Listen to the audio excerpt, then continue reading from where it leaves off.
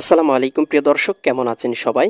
বৃষ্টি বলয় আখির তাণ্ডব বাংলার উপর থেকে কমে এসেছে।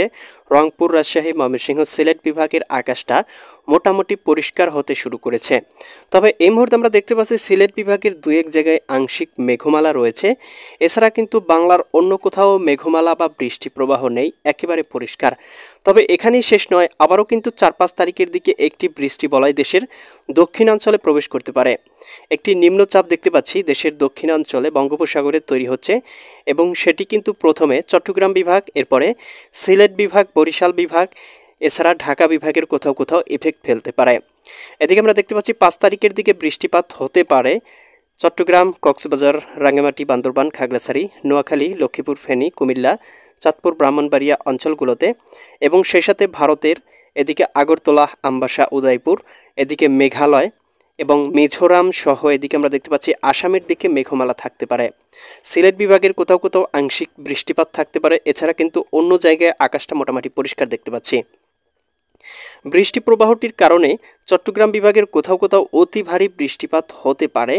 বিশেষ করে আমরা দেখতে পাচ্ছি টেকনাফ, মহেশখালী, এদিকে রয়েছে আপনার এই উপকূলবর্তী অঞ্চলগুলোতে, বিশেষ করে চকরিয়া, কুতুবদিয়া, সাতকানিয়া, চিটাগং এই অঞ্চলগুলোতে ভারী বৃষ্টির সম্ভাবনা রয়েছে 5-6 তারিখের দিকে।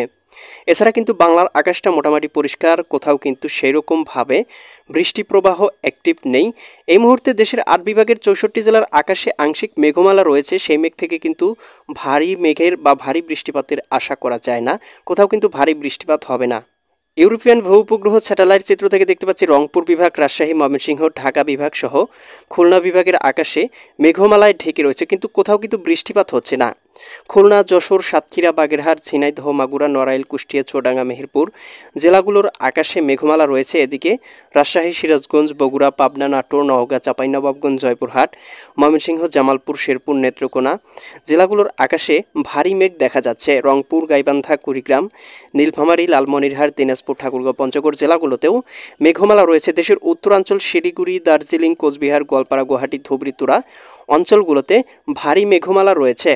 পশ্চিমবঙ্গেও আমরা কোথাও কোথাও মেঘমালা দেখতে পাচ্ছি।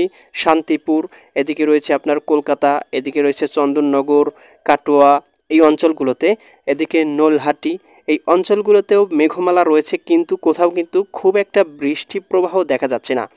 ত্রিপুরা রাজ্য, আসাম, মিজোরাম, মেঘালয় অঞ্চলগুলোতেও আংশিক মেঘমালা রয়েছে। বঙ্গোপসাগরে কিন্তু নিম্নচাপের প্রভাবে ভারী মেঘমালা রয়েছে, যার প্রভাবটা কিন্তু আমরা দেখতে পাচ্ছি মায়ানমারের উপরে পড়েছে।